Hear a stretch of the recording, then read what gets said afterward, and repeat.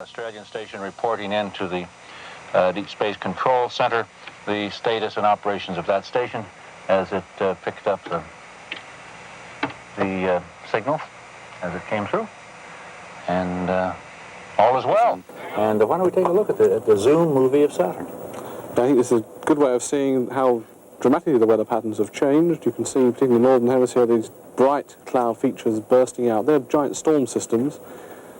Dark feature also are other clouds. We can run it forwards and backwards. If you stop it about there, Al, in fact, you can see that there are a large number of very bright patches in the region between about 20 and 40 degrees. And these in the northern hemisphere. In the northern hemisphere. And a large amount of detail is showing up there. And even if you look right towards the pole, you can start to see that the banding continues right the way up towards the pole. So there's a lot of detail and a lot of change in the basic meteorology of Saturn. We cannot see much in the southern hemisphere. A suggestion of spots is because we haven't got the optimum viewing. We'll see that better after encounter.